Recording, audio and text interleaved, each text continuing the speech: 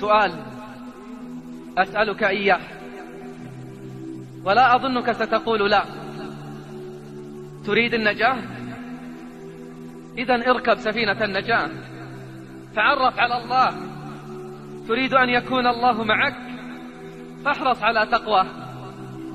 إذا أردت أن تحفظ في نفسك وأهلك ومالك فاحفظ الله، كما قال رسول الله صلى الله عليه وسلم: احفظ